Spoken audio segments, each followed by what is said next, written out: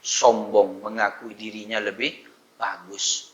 Makanya benar katanya Imam Hasan Basri, kalau kita terbersit di hati kita ini sedikit saja, lebih mengaku, lebih bagus daripada orang yang di depan kita, maka kita ini sudah diharamkan untuk mencium baunya surga.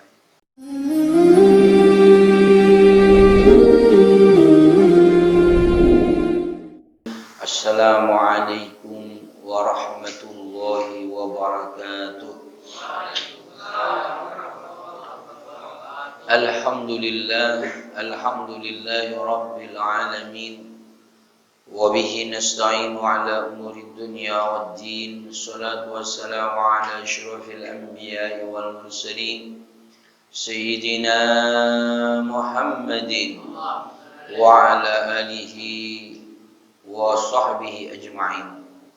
Allahumma salli wa sallim wa barik ala Sayyidina Muhammad wa ala alihi wa ashabihi ajma'in wa tabi'in wa tabi'it tabi'in wa man tabi'a sunnatahu wa iqtada bihuda ila yaumi liqa'illah. Amma ba'du, subhanaka la ilma lana illa ma 'allamtana innaka antal alimul hakim. Rabbi shrah li sadri wa yassir li amri wahlul 'uqdatam min lisani yafqahu qawli wasaddid lisani wahdi qalbi bihaqqi sayyidina Muhammadin sallallahu alaihi wasallam. Alhamdulillah, pada pagi hari ini kita semua bisa berkumpul, bisa menghadiri undangan Allah, yaitu salat subuh berjamaah, dan sekaligus di setiap Sabtu kita mampu menghadiri pengajian rutin yang diadakan di Masjid Hidayatullah yang sama-sama kita cintai ini. Mudah-mudahan kebersamaan kita pada pagi hari ini dijadikan sebab oleh Allah kita menjadi saudara dunia dan akhirat. Kita menjadi orang yang senantiasa terus dikumpulkan bersama dengan orang-orang solehin, solehat di bawah naungan bendera Habibuna Muhammad sallallahu alaihi wasallam. Amin ya rabbal.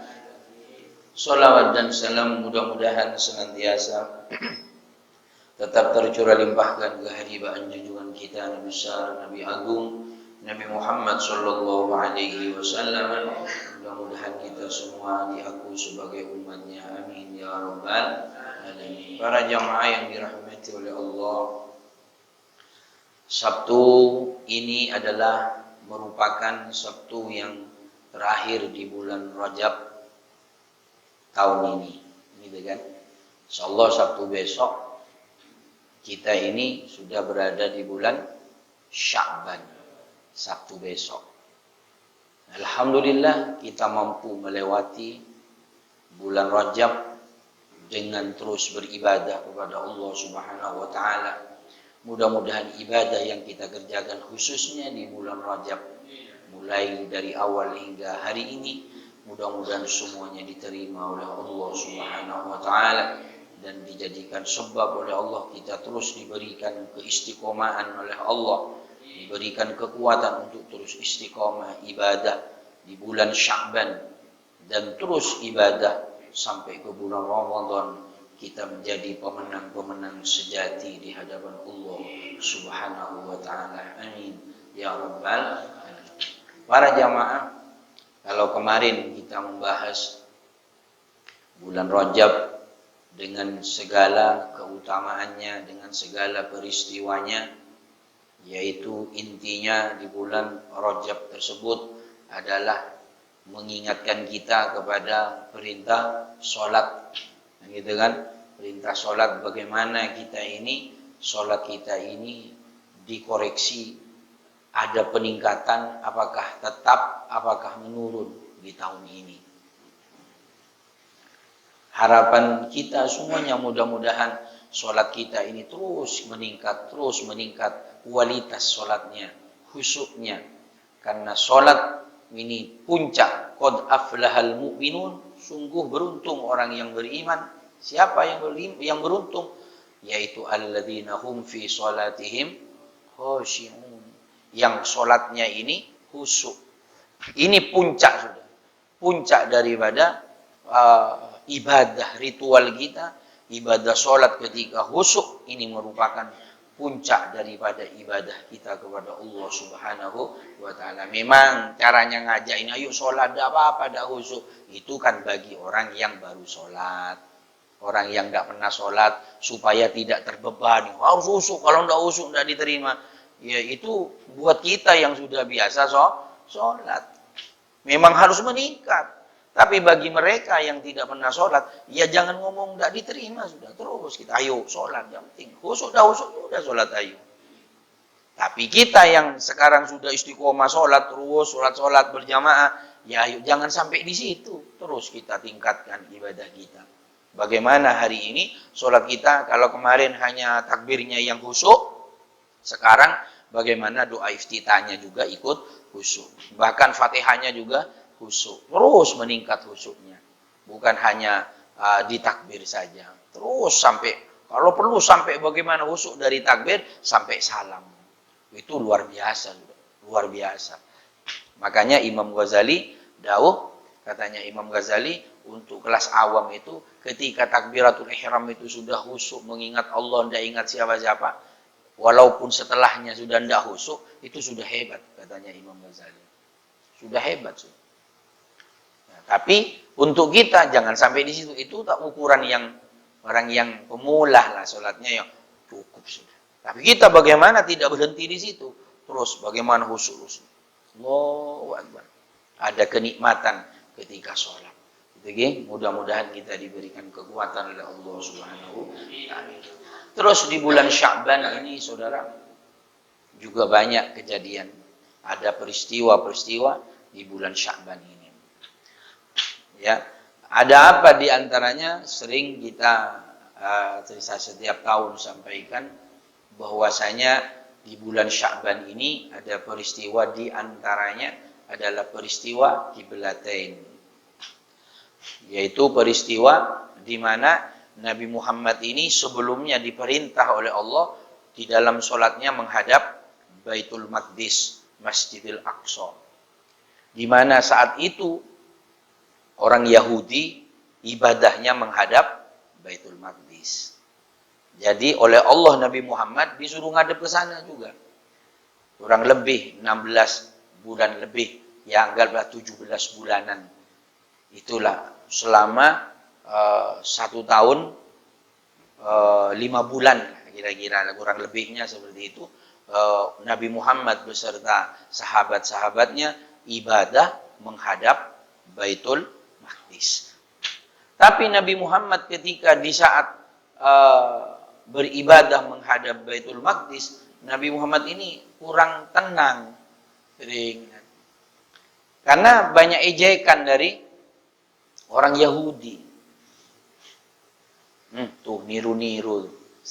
Bahasa kita lah ini ya. Tapi orang Yahudi ya tidak ngomong gitu. Ngomongannya beda. Ini versi saya. Niru-niru. Ada orang ada ke Maqdis, ada pisan. Kira-kira begitulah. Akhirnya Nabi Muhammad ini tidak berani. Inilah Nabi Muhammad ya. Mau minta sama Allah, izin. Tapi lihat, keretek hatinya ke atas, ke langit. Harapannya Nabi Muhammad, ubah ya Allah, jangan ada Maqdis ya Allah. Tapi tidak ngomong. Ya, dikatakan dalam Al-Quran, qad nara taqalluba wajhika fis sama. Sungguh Nabi Muhammad ini menghadapkan wajahnya ke arah kiblat, ke langit. Wajahnya. Cuma tidak ngomong.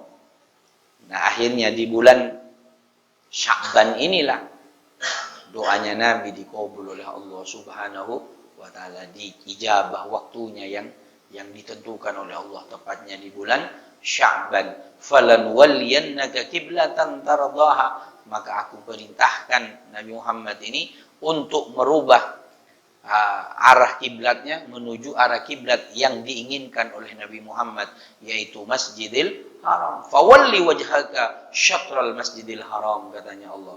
Ayo rubah wis.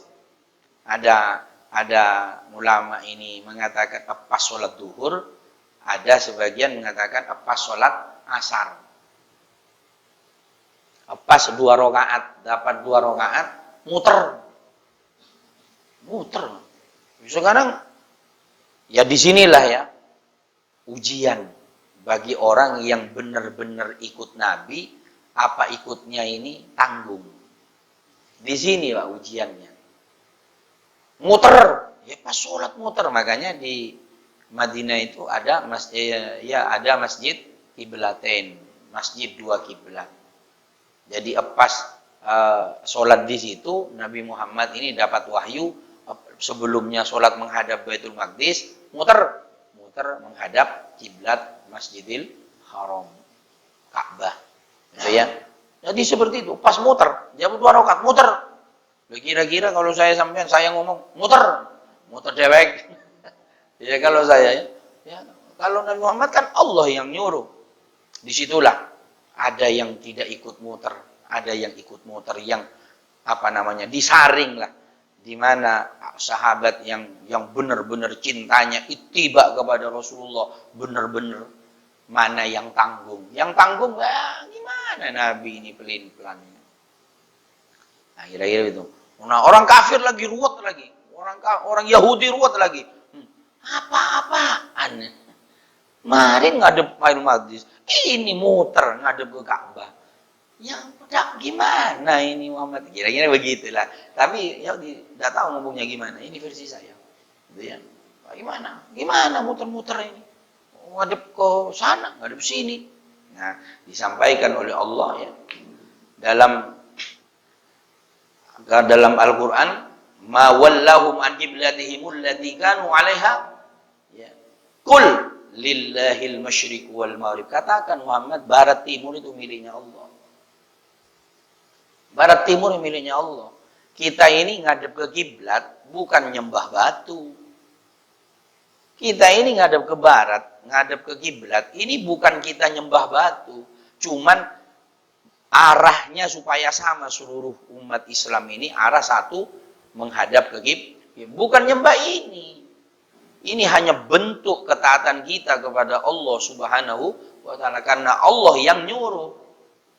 Fawalli wajhaka syatral Masjidil Haram. Ya. Hadap ke Masjidil Haram. Ngadep ke Ka'bah. Ini Allah yang nyuruh, suruh ngadep ke barat. Bukan karena nyembah batu kita, karena Allah yang nyuruh. Sama seperti ini, mirip ya kejadiannya dengan ketika Allah nyuruh malaikat dan iblis sujud sama Adam. Sujud sama Adam bukan nyembah Adam, sujud sebagai bentuk penghormatan. Malaikat yang melihat Allah yang nyuruh tidak melihat Adamnya, melihat perintahnya. Siapa yang merintah? Sujud. Tidak banyak omong. Sujud. Sudah.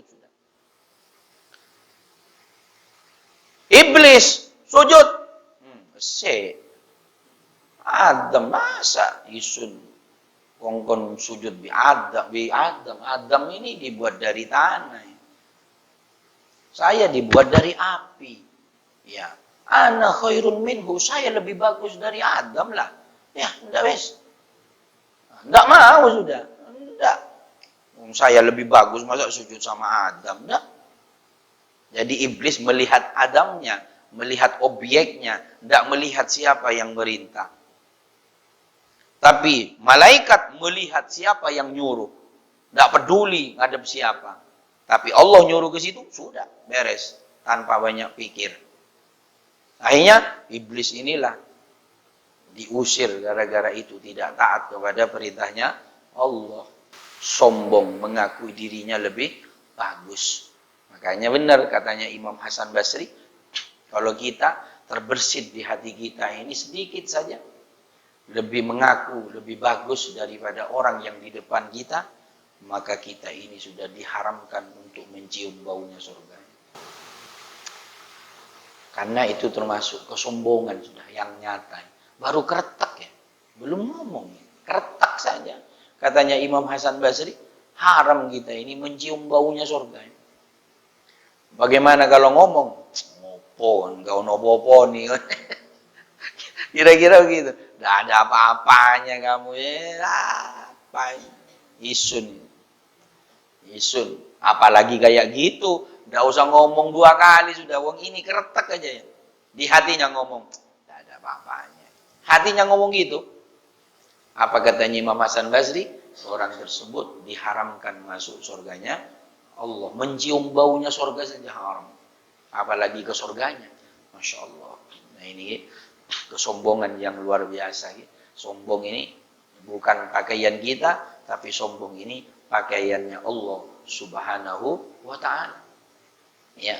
Fa inama tuwallu fathamma wajhullah. Jadi kemana saja kamu diperintahkan, ya di situ ada Allah Subhanahu wa ta'ala. Kebetulan Allah menyuruh menghadap Masjidil Haram. Ya hadap ke Masjidil Haram sudah. Hadap ke Masjidil Haram semua sekarang. Yang di utaranya Ka'bah ngadep ke selatan, yang selatannya Ka'bah ngadep ke utara. Begitu terus seterusnya diputer ini. Makanya di situ tidak ada orang wiridan di Mekah. Wiridan lah. Penyet diinjak sama orang. Gitu ya. Nah ada. Kalau di area Mekah, di area Ka'bah itu tidak ada yang wiridan. Yang kalau mau wiridan mundur ke belakang. Di bawahnya masjid, di masjidnya. Ini di tengah-tengah. Tidak ada atapnya. Ini kosong. Jadi tidak ada orang wirid di situ. Kalau wirid diinjak sama orang. Orang muter itu ibadah juga. Nah, yang wirid mundur ke belakang. Habis tawaf mundur ke belakang. Wiridan udah. Ngenteni sholat berikutnya. Ya. Ini kejadian balik muter arah. Kejadiannya di bulan Sya'ban. Ini diantaranya saudara. Jadi kalau kita ditanya kenapa kita ini menghadap kiblat, kita nyembah Ka'bah, enggak. Batu itu, Ka'bah itu batu. Yang cuman Hajar Aswad diambilkan dari batu sorga, yang dulu awalnya putih, sekarang tambah lama hitam. Dulu awalnya itu putih warnanya, akhirnya menghitam. Sekarang itu Hajar Aswad, yang batu yang diambilkan dari sorga. Kalau batu Sijin itu apa namanya? Batu kerikil neraka yang dijatuhkan ke pasukan gajah tembus. Besarnya kayak gini. Setiap burung megang 3, di mulutnya 1, di kakinya 2. Jatuh. Habis jatuh kepalanya tembus ke sak gajah-gajahnya tembus. Dijatuhkan tok. Besok kita dipanggang di situ. Insyaallah mudah-mudahan selamat ya. Ini di neraka ya. Batunya saja dipakai, dijatuhkan ke Raja Abraha dan pasukannya, jatuh ke kepalanya, orangnya numpak gajah ini. Ini tembus. Tembus jatuh, sak gajah-gajahnya tembus lubang. Dari saking panasnya ya. Bagaimana besok Allah? Mudah-mudahan kita selamat dari siksa neraka. Oke. Terus yang kedua, saudara, kejadian Sya'ban. Kejadian Sya'ban juga kejadian pelantikan, bulan pelantikan. Makanya dikatakan Inna Rajab syahrullah wa Sya'ban syahri. Bulan Rajab adalah bulannya aku. Kenapa? Karena di bulan Sya'ban Nabi Muhammad sallallahu alaihi wasallam ini dilantik, resmi dilantik menjadi rasul. Apa buktinya? Piagam enggak? Enggak ada piagam. Enggak perlu piagam. Penghargaan. Mukul legong enggak? Enggak ada. Tanda tangan di prasasti? Enggak ada.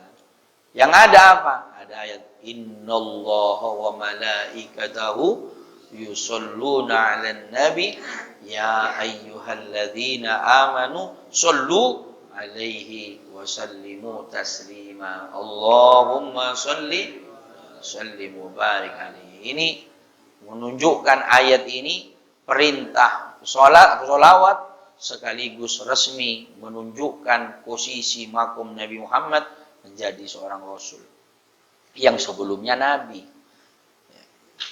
Innallah, sesungguhnya Allah, wa malaikatahu, dan malaikat-malaikatnya Allah, yusholluna 'alan nabi, bersolawat kepada Nabi Muhammad sallallahu alaihi wasallam. Dari saking mulianya yang punya dunia. Yang punya dunia Allah bersolawat. Tapi solawatnya Allah bukan berupa Allahumma sholli. Tidak ada. Solawatnya Allah berupa rahmat. Rahmatnya terus mengalir kepada Nabi Muhammad sallallahu alaihi wasallam. Nah, malaikat berupa istighfar, memintakan ampun terus kepada Allah atas dosa-dosanya Nabi Muhammad. Makanya Nabi Muhammad maksum, tidak ada dosa. Tidak ada Nabi Muhammad. Dan tidak sampai berbuat dosa. Baru akan sudah ada remote sudah. Salah. Nabi Muhammad ini. Kalau saya, terus.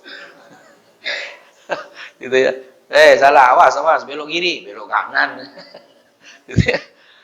Jadi seperti itu. Nabi Muhammad, baru akan tegur sama mereka. Langsung ditegur sama Allah Subhanahu wa ta'ala. Langsung diperingati. Dikasih peringatan salah. Jadi makanya, apa yang disampaikan oleh Nabi Muhammad, gerakannya Nabi Muhammad, lisannya Nabi Muhammad, jalannya Nabi Muhammad, semuanya. In huwa illa wahyu yuha. Semuanya dari Allah Subhanahu wa ta'ala. Tidak berbicara Nabi Muhammad kecuali suruh berbicara oleh Allah. Tidak berjalan Nabi Muhammad kecuali atas perintahnya Allah Subhanahu wa ta'ala. Semua. Kawinnya saja Nabi Muhammad dengan Sayyidatuna Aisyah ini kan dikirimi foto. Ada yang sabu tangan, yang mengatakan daun, ya, tafsirnya itu. Foto Siti Aisyah itu. Tidak tahu Siti Aisyah siapa ini. Tunjukkan ke sahabat bahwa ini putrinya Abu Bakar. Padahal Nabi Muhammad sering main ke rumahnya Abu Bakar.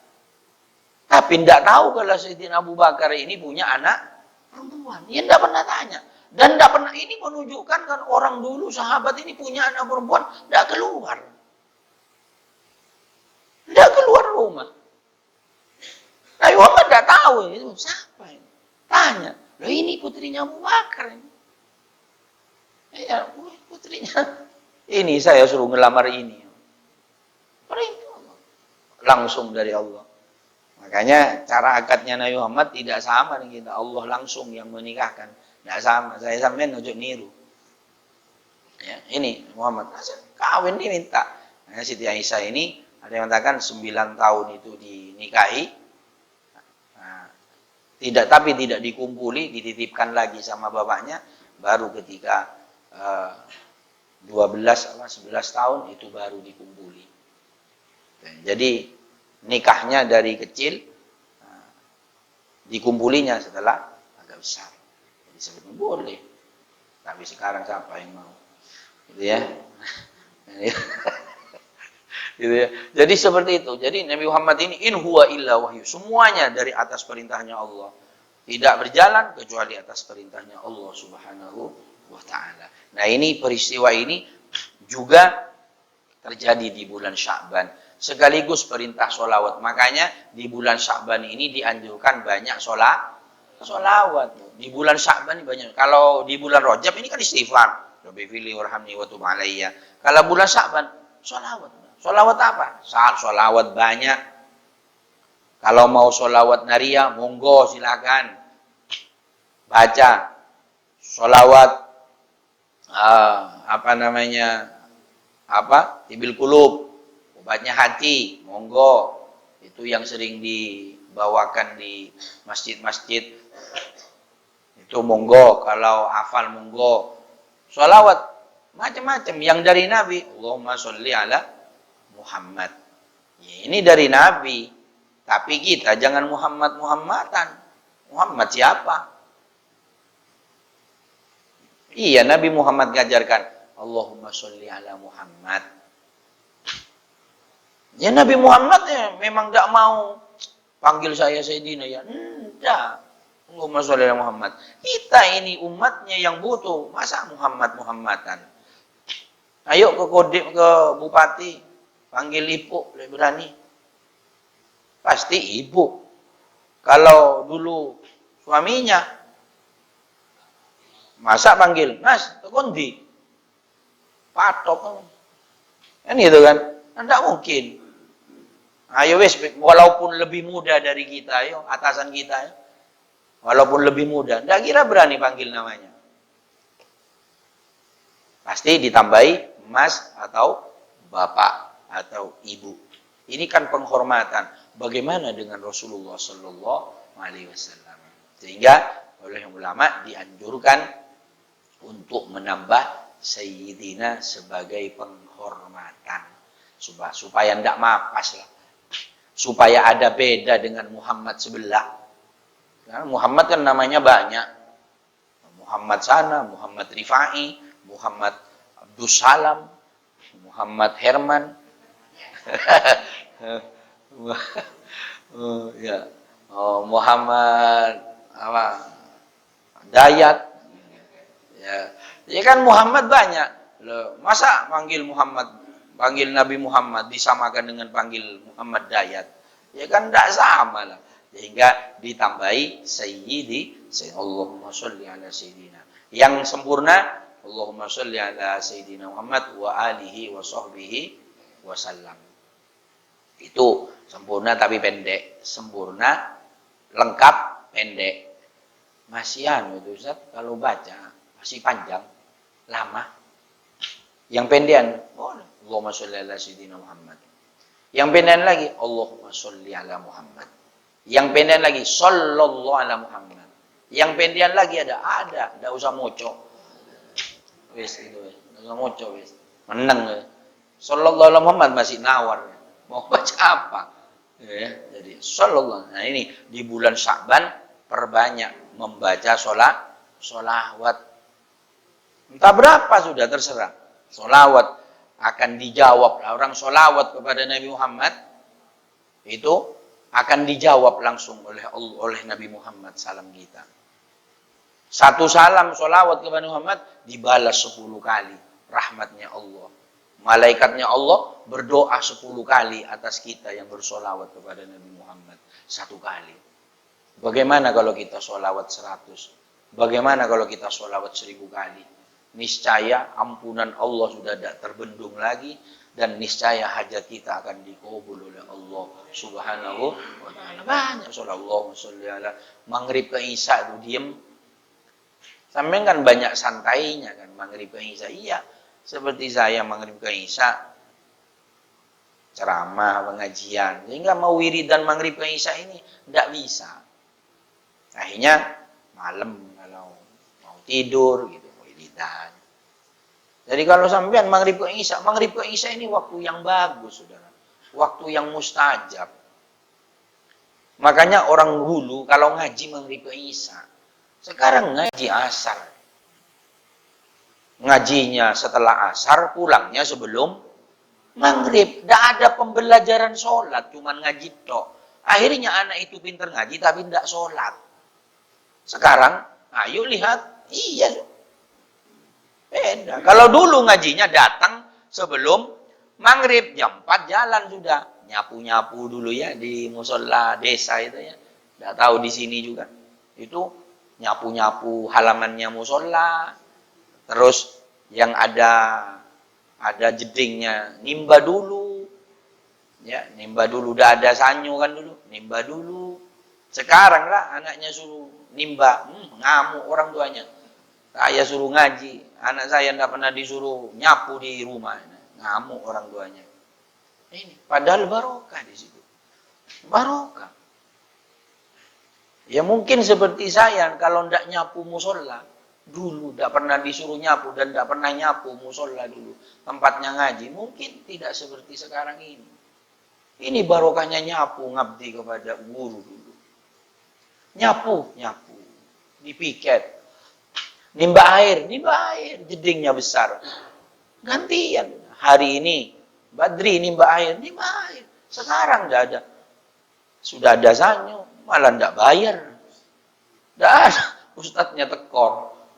Biasanya ustadznya cuma setiap bulan ini bayar listriknya 60.000, gara-gara dipakai santri bisa sampai 100.000. Ya memang ustadz ini kan tidak boleh minta. Tidak boleh.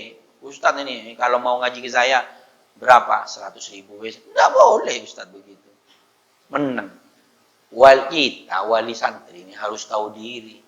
Jangan pura-pura gendeng. Ya, orang sekarang kan pura-pura gendeng. Iya, tidak ada. Padahal lampunya dipakai anaknya ya terang. Dipakai anaknya yang ngaji. Masa enggak nyambung orang tua ini ke lampu ini? Kira-kira berapa ya Ustadz bayar kena listriknya ini? Kok di rumahnya tok yang dieling? Kan mestinya orang tua yang cerdas kan begitu ya. Sebetulnya orang tua itu tahu, cerdas semua. Cuman pura-pura gendeng. Itu orang tua tidak bayar, bukan tidak tahu itu. Tahu itu. Oh iya, lampunya dipakai anak saya. Tapi pura-pura gendeng. Lampunya mati. Mati. Piye Ustaz lampu ini mati ya? Piye? Piye sampean ndak ngasih. Coba enggak usah ngomong, mati. Tak belikan lampunya musola. Anak saya ngaji, mati ya tak belikan, langsung pasangan, enggak usah banyak ngomong. Itu yang hebat. Karena barokah itu tidak ada yang gratis. Kenapa? Sering saya sampaikan di pengajian ya. Kenapa anak-anak dulu itu bodoh-bodoh, ngajinya tidak pintar seperti anak sekarang. Sungguhan ini. Tapi santri-santri dulu ini barokah-barokah. Sekarang ini pintar-pintar, tapi tidak barokah. Kenapa? Satu sekarang ini ngajinya waktunya salah. Waktunya tidak barokah. Karena asal.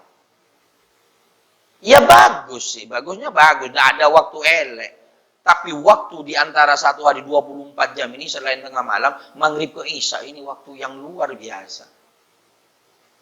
Maghrib ke isya ini waktu yang hebat. Dan yang kedua bisa ngasih pembelajaran kan ke anak sholat. Kalau sholat asar kan tidak sholat. Tapi kalau maghrib kan sholat anak. Datangnya sebelum maghrib. Sholat maghrib berjamaah. Mau pulang sholat isya dulu. Akhirnya dia sampai tua terbiasa. Saya kalau tidak sholat isya tengok-tengok. Karena mulai kecil biasa maghrib tidak pulang kecuali sholat isya. Jadi menanam kebiasaan berjamaah isya maghrib isya ini. Tapi sekarang datang ngaji setelah asar, pulang sebelum maghrib, tidak sholat. Tidak sholat. Sampai tua, ya waktu adzan maghrib, malah tanggentangan nengi pos kamling. Apa tanggentangan? Ya, duduk-duduk di pos kamling. Malah tidak apa-apa. Sudah tahu mu'alik, sholat wassalamu'alik. Malah maghrib. Malah senderan di pos kamling. Kenapa? Karena mulai kecil tidak ada pembelajaran kebiasaan yang bagus. Ini salah satunya. Dua, tidak ada kepasrahan dari orang tua kepada ustaz. Dulu, ayo sampean, saya yakin sampean semua itu, orang tua kita ini, mengajikan kita ini ke orang tua, ke guru, ini pasrah. Pasrah. Ayo nak ngaji nak, diantar sama bapak atau ibunya ngantar. Atau bapak ibunya ngantar. Ustaz, saya titip anak saya ya. Ustaz, pengen ngaji di sini. Pintarkan dia Ustaz. Macam-macam lah omongannya tergantung orang tuanya pintarnya ngomong. Yang intinya versi saya ini, Ustaz titip anak saya. Pintarkan ngaji Ustaz. Dan jangan lupa kalau titip. Ustaz, kalau nakal, monggo sampean pecut sudah anak saya. Kalau nakal. Kasih garis bawah. Kalau nakal. Kalau tidak nakal, kan tidak kira dipecut. Kalau nakal, monggo sampean cubit. Monggo sampean pecut anak saya kalau nakal. Pasrah. Saya dulu ingat orang tua saya begitu ya ke Ustaz. Ustaz, titip anak saya ya, pintarkan anak saya. Kalau nakal, pecut wes, pukul sudah anak saya ikhlas. Pokoknya jangan putung, pokoknya sampai buta, jangan sampai buta dan putung. Silahkan pukul, pokok ndak putung dan buta. Jangan sampai buta, jangan sampai putung. Itu pesannya. Silahkan dipecut. Bapak saya dulu. Makanya ketika dipecut pertama lupa wadul ke bapak. Dikira mau dilem, ditempeleng, ditambahi. Oh, gini pecuh. Leren wis wadul wis. Hmm. Iya. Nah ini kan dulu pasrah sama guru. Apa? Makanya omongan orang dulu dipecut gurunya, ustadznya, tambah pintar. Tapi pintar gimana? Akhirnya kan takut begini sungguhan. Yang gendeng ini kan yang nakal-nakal. Nah ini diantaranya. Nah ini. Nah, begitu kepasarannya. Itu yang menyebabkan ngaji dulu dengan ngaji sekarang ini berbeda. Sehingga sekarang ini tidak barokah. Sehingga orang sekarang ini ngelama ke gurunya, ngelama akhirnya ujung-ujungnya ngelama ke orang tua, ngelama. Nah, belikan rokok, tunggu cewek. Sekarang, ayo anak-anak kita coba lihat, apalagi pegang HP, suruhan wes. Mak, iki mau menang nih, Siti nih Pak. Belikan rokok, Mak, kan begitu. Iya coba. Dulu, nak, belikan rokok, jalan. Dikasih uang 10.000, ada susuknya, dibalikan. Sekarang 10.000, sudah dapat susu, rokok dah ada. Mana le rokoknya? Pulusan tek yo Pak. Sekarang kan, padahal cuma 10.000 kan, memang cuma 10.000. Tapi kalau kita biarkan, kan seakan-akan kita membiarkan dia ini tidak jujur. Iya, hari ini dia tidak jujur 10.000. Besok bisa-bisa tidak jujur 100 juta dia. Karena sudah biasa dari kecil. Dibiasakan salah, tidak jujur kepada dirinya dan orang tuanya. Nah ini para jamaah. Makanya kepada anak ini, Nabi ini kan nyuruh 7 tahun, ajari sholat. 10 tahun, pukul. Tapi pukulnya bukan mentung, pukul pembelajaran. Artinya boleh kita mecut sama anak ini. Ada waktunya mecut, ada waktunya ngelem, ada waktunya didiamkan. Ya kalau bagus prestasinya, monggo silakan sampean punya uang. Mau dikasih hadiah apa anak? Minta sepeda motor, belikan kalau punya. Kalau masih nyari utangan, jangan wis. Monggo silakan. Silakan. Belikan anak. Tapi kalau anak salah, ya marahi. Ojo dilem. Marahi. 1 kali marahi, 2 kali bentak lagi agak keras, 3 kali becut. Becut sudah anak-anak. Kalau dibiarkan, tuanya malah akan biasa. Salah malah seakan-akan benar. Terus akhirnya gitu. Kayak di jamaah saya di mana itu, di daerah baratnya Ingka itu minta doa anaknya, ibunya. Ustaz, sekarang anak saya ini, nambung Ustaz, sapi-sapi didol enggak ngomong. Sapinya dijual enggak ngomong. Kenapa? Saya enggak heran. Ini jelas kebiasaannya orang tuanya salah dulu. Bener. Sampean dulu waktu kecil gimana, Bu? Ya, pokoknya mulai kecil saya penuhi sudah. Minta apa, kasih sudah. Malah kalau nangis, saya kadang mbahnya kan ngomong, nah, pokoknya kamu, pokoknya sehat kamu. Cumuan dewek wes, dolan iku sapi wes. 1 kali, 2 kali kari kandangnya. Nah, itu omongan orang tua kan kadang begitu kan. Kadang sakit, enggak apa-apa wes, enggak apa-apa kamu berani sama saya, yang penting kamu sehat. Ini kan omongan salah. Berani temenan sampean, tua sidik tendang sudah. Tendang, oh iya. Minta sertifikat tak dikasih, tendang ibunya sudah. Tendang sudah. Salahnya siapa? Ya tetap anak dosa sih. Tapi salahnya siapa? Salahnya orang tua yang salah didik dari kecil. Anak ini kalau sudah dari kecil dibiasakan salah, akan salah terus.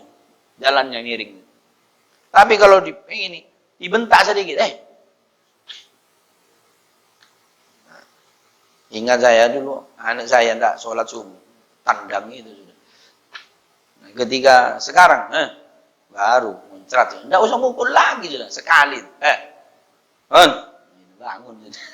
Kalau dulu harus dikasari sekali, pas gitu harus sudah. Mumpung cilik, Pak. Kalau besar kita disontok. Kita tambah tua, anak tambah gagah ya. Kita tambah umur tambah tua, anak tambah gagah ya. Mau mukul, ayo mukul Pak, ayo. Ayo mau apa sampean? Tak dorong sepisan, kurup sampean. Kan begitu anak ini. Kalau sudah anak sudah tidak berakhlak, salah didik kita, bahaya. Risiko kita sendiri, salah kita akan sendiri yang akan merasakan besok di hari tua. Iya sekarang kita sehat masih, anak kita takut kepada kita. Tua sedikit, sakit sedikit, gimana anak kita? Kalau tidak dibiasakan mulai kecil. Oleh karena itu, mari anak-anak kita tanggung jawab kita. Ayo kalau ngajikan, pasrahkan ke ustadznya. Apa kebutuhan ustadznya? Kasih. Ya semampunya kita, semampunya kita. Yang punya uang, ya uang. Nggak punya uang, ya apa tak? Tiap bulan beras, nah apa tak? Beras lah sekilo. Iya, Bo, sungguhan ini, ya Allah. Kita terharu ya. Kita ndak punya anak, bikin tok ya, bapak-bapak ini. Bisanya kan bikin tok. Kamu ndak bisa kamu. Bikin tok kan, moro-moro anaknya pinter ngaji. Ayo, moro-moro pinter ngaji. Kita ndak pernah ngajari ngaji. Tahu pinter ngaji. Lalu terus tanda kesuwun kita ini kepada yang ngajari ngaji, gimana kira-kira? Pantas hanya kesuwun, kesuwun, pantas kira-kira. Tidak pantas dah hitungannya, tidak pantas dah. Ayo coba bayangkan kita ajari sendiri, kira-kira gimana? Tidak megawe, tidak kira bisa kerja kita ngajari anak kita. Tapi kita sekarang anak dititipi ke seorang ustadz, ajarkan moro-moro pulang, Pak belikan ikro, ikro nak. Diam sebentar seberapa bulan, Pak alhamdulillah, sudah ikro 6. Ikro 6 nak. Dapat sebulan nak. Pak belikan Al-Quran. Loh kamu Al-Quran dah? Oke. Ya Allah, moro-moro Al-Quran. Kita ini bisa apa coba? Ayo kita ini. Apa kita bisa? Tidak pernah nanya kita ini. Terus tidak terima kasihkah kita kepada guru? Tidak kesuwunkah kita kepada ustadz yang telah mengajarkan anak-anak kita? Nah sering saya sampaikan kan, ada guru itu ngajarkan anaknya, ngasih kambing 105 itu. Ustadznya itu, Pak, tidak kebanyakan. Apa katanya orang tuanya yang tahu harganya ilmu? Pak Ustadz, harganya kambing yang 105 dijual. Tidak ada apa-apanya kalau ditimbang. Tak kuat. Dengan harganya anak saya yang bisa menyelamatkan saya dunia dan akhirat. Harganya kambing yang saya jual dapat puluhan juta. Kalau ditimbang harganya anak saya yang bisa ngaji, tidak ada apa-apanya harganya kambing ini. Anak ini yang akan menyelamatkan saya dunia akhirat. Kalau mati anak saya ini yang akan mengirimkan doa untuk saya. Ngirim ngaji untuk saya. Ketika saya sakit ini yang akan ngawal saya. Tapi bagaimana kalau anak kita tidak bisa ngaji? Apa yang mau kita tunggu di akhirat besok? Apa? Kalau anak kita sudah tidak sholat sekarang, apa yang mau kita tunggu besok di akhirat? Wa kulik malu fasayarallahu amalakum wa rasuluhu wal mu'minun, katanya Allah. Uang amalnya kita ini anak kita dipertontonkan kepada orang tua kita. Kita kalau ibadah ini disampaikan nih anakmu ngaji sekarang, bisa orang tua kita. Kalau kita bikin dosa tidak sholat juga, ini anakmu ini maksiat, dipukul orang tua kita. Kita besok mati juga begitu, anak kita sholat. Kalau anak kita tidak sholat, nih anakmu tidak sholat sekarang. Sengsara kita. Apanya mau ditunggu? Nah ini para jamaah, renungan buat kita di bulan Sya'ban. Mari terus memperbanyak sholawat, ayo terus ibadah. Ajak anak kita karena sudah mendekat dengan Ramadan. Ramadan ini baru 2. Nah minggu depan kelanjutan daripada ada apa di bulan Sya'ban. Mudah-mudahan panjang umur, sehat wal afiat. Allahumma anfa'na bima 'allamtana, rabbi 'allimna alladhi yanfa'una, rabbi faqihna wa faqih ahlana wa qarabatil lana fi dinina ma'al kutil sadaqar rabbi wafiqna wafiqhum lima tabtadi qawlan wa fi'lan wa marzuqi kull halalan daima wa akhil 'amalan wa nafdhu bil khair wa kullu shay. Allahumma hdina fi hidayah wa jazza fi hidayah wa la tansuha bima khalaqa wa amara ma'asad. Wa sallallahu alaihi wa sallam ala sayyidina Muhammadin walhamdulillahi rabbil alamin. Terima kasih. Kurang lebihnya mohon maaf. Assalamualaikum warahmatullahi wabarakatuh.